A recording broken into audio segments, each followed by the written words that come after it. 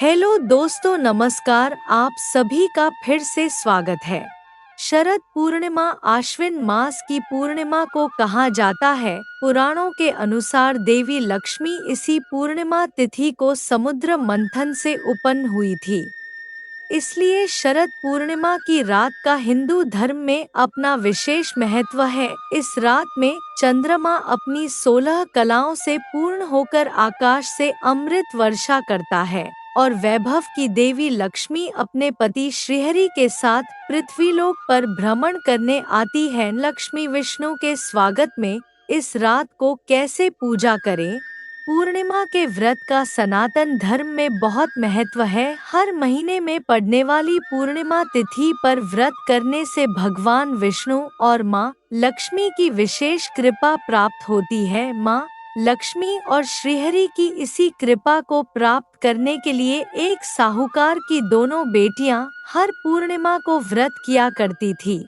इन दोनों बेटियों में बड़ी बेटी पूर्णिमा का व्रत पूरे विधि विधान से और पूरा व्रत करती थी, वहीं छोटी बेटी व्रत तो करती थी लेकिन नियमों को आडंबर मानकर उनकी अनदेखा करती थी। विवाह योग्य होने पर साहूकार ने अपनी दोनों बेटियों का विवाह कर दिया। बड़ी बेटी के घर समय पर स्वस्थ संतान का जन्म हुआ। संतान का जन्म छोटी बेटी के घर भी हुआ, लेकिन उसकी संतान पैदा होते ही दम तोड़ देती थी। 2-3 बार ऐसा होने पर उसने एक ब्राह्मण को बुलाकर अपनी व्यथा कही और धार्मिक उपाय पूछा। उसकी सारी बात सुनकर और कुछ प्रश्न पूछने के बाद ब्राह्मण ने उससे कहा कि तुम पूर्णिमा का अधूरा व्रत करती हो, इस कारण तुम्हारा व्रत फलित नहीं होता और तुम्हें अधूरे व्रत का दोष लगता है। ब्राह्मण की बात सुनकर छोटी बेटी ने पूर्णिमा व्रत पूरे विधि विधान से करने का निर्णय लिया, लेकिन पूर्णिमा आने से पहले ही उसने एक बेटे को जन्म दिया। जन्म लेते ही बेटे की मृत्यु हो गई। इस पर उसने अपने बेटे शव को एक पीढ़े पर रख दिया और ऊपर से एक कपड़ा इस तरह ढक दिया कि किसी को पता न चल। फिर उसने अपनी बड़ी बहन को बुलाया और बैठने के लिए वही पीढ़ा दे दिया। जैसे ही बड़ी बहन उस पीढ़े पर बैठने लगी, उसके लहंगे की किनारी बच्चे को छू गई और वह जीवित होकर तुरंत रोने लगा। इस पर बड़ी बहन पहले तो डर गई और फिर छोटी बहन पर क्रोधित होकर उसे डांटने लगी कि क्या तुम मुझ पर बच्चे की हत्या का दोष और कलंक लगाना चाहती हो? मेरे बैठने से यह बच्चा मर जाता तो?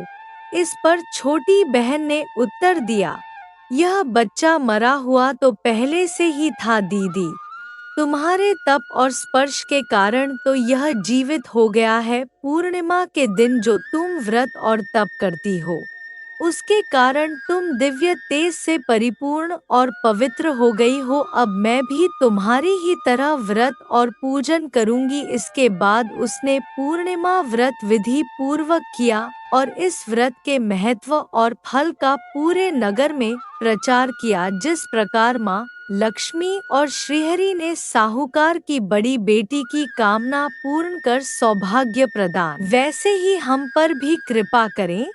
शरद पूर्णिमा पूजा विधि: सुबह स्नान के बाद घर के मंदिर की सफाई करें।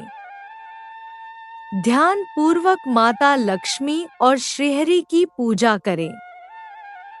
फिर गाय के दूध में चावल की खीर बनाकर रख लें। लक्ष्मी माता और भगवान विष्णु की पूजा करने के लिए लाल कपड़ा या पीला कपड़ा चौकी पर बिछाकर माता लक्ष्मी और भगवान विष्णु की प्रतिमा इस पर स्थापित करें। तांबे अथवा मिट्टी के कलश पर वस्त्र से ढकी हुई लक्ष्मी जी की स्वर्णमयी मूर्ति की स्थापना कर सकते हैं।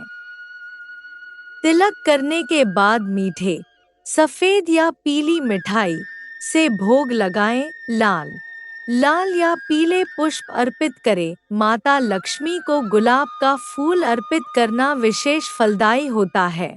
शाम के समय चंद्रमा निकलने पर मिट्टी के 100 दिए या अपनी सामर्थ्य के अनुसार दिए गाय के शुद्ध घी से जलाएं।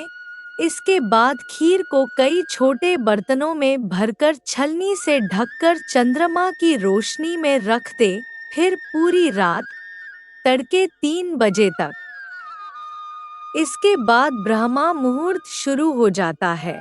जागते हुए विष्णु सहस्त्रनाम का जप, श्री सूक्त का पाठ, भगवान श्री कृष्ण की महिमा, श्री कृष्ण मधुराष्टकम का पाठ और कनकधारा स्तोत्र का पाठ करना चाहिए। पूजा की शुरुआत में भगवान गणपति की आरती अवश्य करें। अगली सुबह ब्रह्मा मुहूर्त में स्नान करके उस खीर को माँ लक्ष्मी को अर्पित करें और प्रसाद रूप में वह खीर घर परिवार के सदस्यों में बांट दें।